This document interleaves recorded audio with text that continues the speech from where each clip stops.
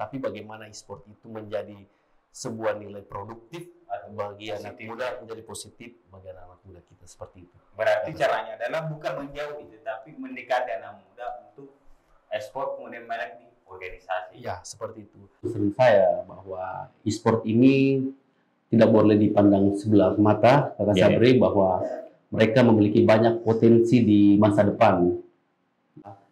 Saya hanya seorang cucu dari seorang pahlawan nasional yang kakek saya itu, kakak saya itu dikebumikan di Taman Makan Pahlawan Kalibata, Jakarta sana. Saya melihat bahwa menjadi anggota legislatif itu menjadi perpanjangan tangan menjadi salah satu perpanjangan tangan bagi konstituen atau masyarakat ke eksekutif. Mestinya itu adalah rata itu belum tentu adil, artinya dari sisi pembangunan, dari sisi ekonomi, sosial, dan kesehatan pendidikan. Arti kerja saja, kerja, insya Allah hasilnya akan kita tuai nanti. Kalau kebaikan itu bisa dikasih luas, kita Kak Sabri, kenapa tidak?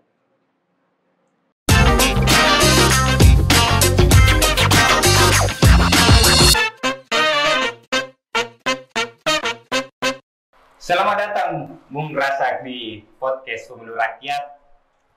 Anak muda yang sangat luar biasa, punya visi yang dan pengalaman yang begitu luar biasa. Bagaimana kabar Bung Rasak? Saya pertama-tama terima kasih banyak Kakak Sabri sudah mengundang saya datang ke podcast kita hari ini. Alhamdulillah kabar sangat baik, dan saya harap Kakak Sabri juga dalam keadaan sehat walafiat juga. Alhamdulillah baik. Bung Rasak, kami dengar bahwa nama Anda sudah menjadi bahan diskusi dan perbincangan khususnya di Makassar bagian utara. Namun mungkin masih banyak yang ingin bertanya, siapa sih kita ini sebenarnya? Mungkin boleh dijelaskan siapa kita kepada masyarakat, siapa sih sebenarnya Bung Rasak ini yang selalu menjadi perbincangan di masyarakat. Silakan Bu. Ya, jadi begini Kakak Sabri, jadi mungkin karena kerja-kerja sosial yang saya lakukan, itulah mungkin yang menjadi efek sampai akhirnya saya mendapat dukungan untuk memperjuangkan aspirasi saudara-saudaraku yang ada di utara kota Makassar. Seperti itu. Jadi saya berorganisasi, melakukan aksi-aksi sosial. Saya juga ikut mendampingi Ketua Komisi 8 Bapak Dr. Haji Asapul Kafi, itu juga banyak melakukan aksi sosial karena mitranya di Komisi 8 itu adalah Kementerian Sosial, Kementerian Agama, Badan Nasional Penanggulangan Bencana, terus Basnas, terus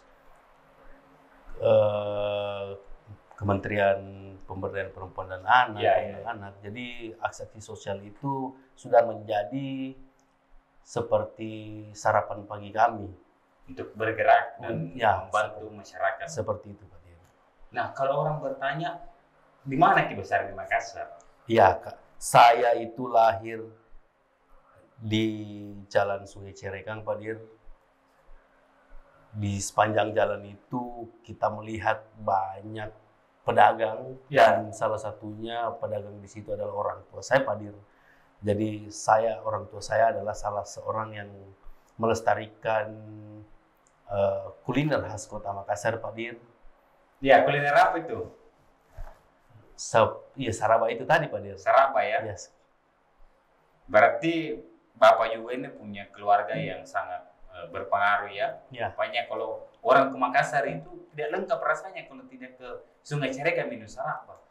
Ya, kurang lebih seperti itu Kak Sabri. Jadi kalau ada orang dari luar kemudian ke Makassar nggak lengkap ceritanya kalau nggak pergi minum sarapan. Iya. Kita lanjut lagi Iya. bahwa Bung Razak ini Iya. aktivitasnya saat ini apa? Jadi, Apakah masih aktif di organisasi atau seperti apa? iya, jadi saya diberi mandat oleh Ketua KNP Sulawesi Selatan, Bu Ketua Kanita Marudadi Kafi untuk menjadi sekretaris bidang ekonomi kreatif dan pemberdayaan komunitas di KNP Sulsel. Selain itu saya menjadi pengurus di Majelis Sinergi Kalam Ikatan Cendekiawan Muslim Indonesia, ISMI Sulsel. ISMI, Kota Makassar. Ternyata Bung Razak ini punya banyak pengalaman berorganisasi juga ya. Apa sih yang membuat motivasi seorang anak muda yang kita lihat hari ini masih banyak anak muda yang acuh dengan organisasi, lebih suka nongkrong, lebih suka yang lain. Tapi apa sih pandangan Bung Razak ini terkait dengan aktif organisasi, bahkan masuk di organisasi yang notabene-nya organisasi besar di Sulawesi Selatan, KNPI, ISMI itu organisasi besar dan tidak gampang untuk bergabung. Iya, jadi sebenarnya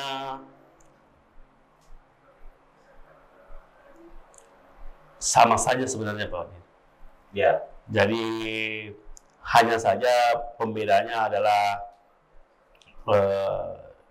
berorganisasi itu membangun jaringan yang lebih luas. Jaringan ya. Jaringan yang lebih luas. Jadi tidak semua hal kita miliki, seperti juga orang lain, tidak semua hal orang lain miliki, tapi kita saling mengisi kekosongan satu sama lain. Begitu Kakak Sabri. Berarti organisasi ini bagi Bung Razak adalah sebagai ruang untuk saling mensupport, saling membantu sama lain, dan saling mengisi, saling kosong-kosong. Begitu. Selain KNPI dan ISMI, apa lagi organisasi? Organisasi lain baru itu sih, Kakak Sabri. Kalau di partai? Kalau di sayap partai itu pengurus Barisan Muda Penegak Amanat Nasional. PAN ya? Iya. Sebagai apa Bung Razak? Saya sebagai Wakil Ketua Bidang Komunikasi Publik. Ya. Luar biasa ya di bagian komunikasi. Siap. Bung Razak, jadi apa sih yang ada di pikiran Bung Razak? Ya. Atau pesan ini untuk anak-anak milenial bahwa berorganisasi itu penting karena banyak kita lihat sekarang anak muda yang sukanya hanya main Mobile Legends, main game, akhirnya apatisme anak muda untuk berorganisasi sangat kurang. Kira-kira apa sih tips atau apa yang kita ingin sampaikan kepada anak muda dulu ini? Bahwa berorganisasi sangat penting. Apakah ada pengaruh bagi pengembangan diri atau tidak? Saya rasa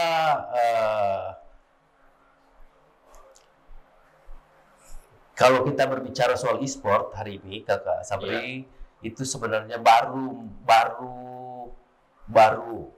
saja memasuki era-era kita. Jadi barangkali masih kurang, tapi saya merasa menurut saya bahwa e-sport itu sudah mulai diterima. E-sport itu mulai diterima. Bagaimana pemerintah kita nanti memberikan ruang yang lebih luas terhadap e-sport itu tadi, karena ternyata faktanya banyak sekali potensi masa depan di sektor e-sport. Ya, kalau untuk berorganisasi, ya. Jadi karena saya di ekonomi kreatif, e-sport itu menjadi salah satu konsentrasi kami di bidang kami. Jadi banyak hal yang kami sounding ke Ibu Ketua, salah satunya bahwa ayo bikin event-event e-sport, karena e-sport itu sudah menjadi sahabat dekat anak-anak muda, tapi bagaimana e-sport itu menjadi sebuah nilai produktif bagi anak muda, menjadi positif bagi anak muda kita, seperti itu. Berarti caranya adalah bukan menjauhi, tetapi mendekati anak muda untuk e-sport, kemudian mereka di organisasi. Ya, seperti itu. Apalagi hari ini Indonesia itu kan sedang transisi menghadapi bonus demografi. Bonus demografi itu menjadi dua sisi mata pisau yang perlu menjadi perhatian bersama. Satu sisinya ketika bonus demografi itu dimaksimalkan dengan baik, menjadi nilai plus buat negara dan pemerintah kita. Sisi lainnya ketika bonus demografi itu ternyata tidak diiringi dengan berbagai kebijakan-kebijakan yang menunjang, itu tentu menjadi beban negara dan pemerintah kita hari ini. Kemarin saya didaulat menjadi pembina salah satu tim yang akan berjuang di Wali Kota Cup. Salah satu e-sport Mobile Legend itu mewakili Kecamatan Tallo. Jadi mereka adalah Tallo Pride yang akan mewakili salah satu dari beberapa tim yang berada di bawah Tallo Pride. Seperti itu. Kenapa bergelut di e-sport khususnya di Mobile Legend? Apa sih yang menjadi bayangan atau apa menjadi harapan? Ya, nah itu tadi yang menjadi concern saya, bahwa e-sport ini tidak boleh dipandang sebelah mata, kata Sabri, bahwa mereka memiliki banyak potensi di masa depan.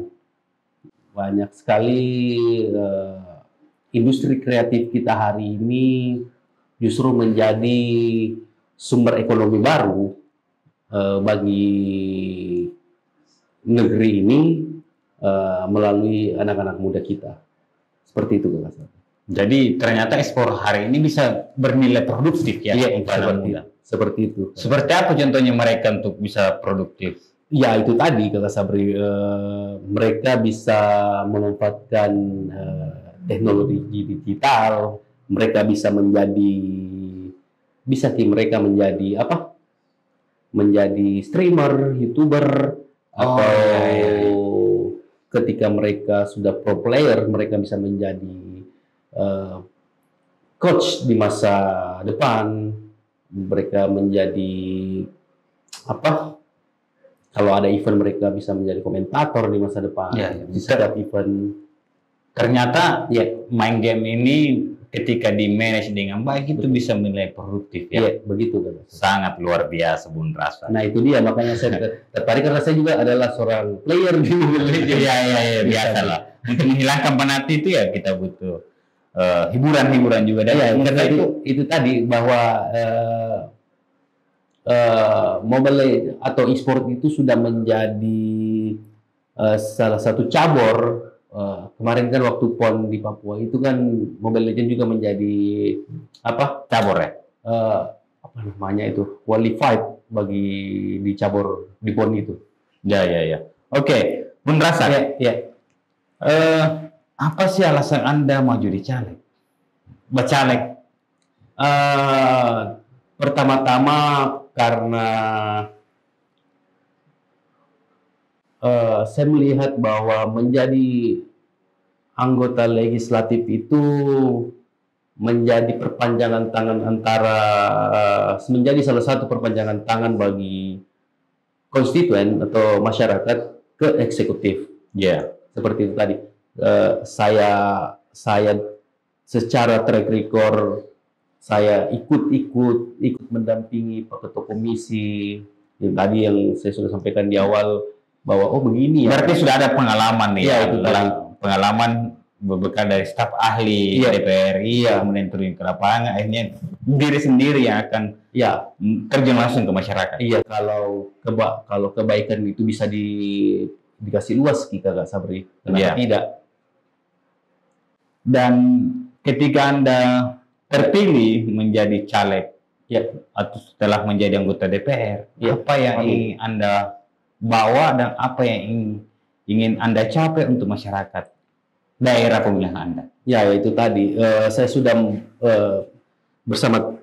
insya Allah bersama tim Kakak Sabri mencoba merampungkan visi misi, bahwa salah satu visi misinya itu adalah rata itu belum tentu adil, artinya dari sisi pembangunan, dari sisi ekonomi, sosial, dan kesehatan pendidikan. Artinya kalau populasi penduduk itu besar, artinya 50-50 bukan rata. Iya, seperti itu. Jadi ketika pembangunan taruhlah di daerah A dan pembangunan di daerah B itu 50-50 itu bukan berarti adil, Kakak Sabri. Artinya di situ ada ketidakadilan.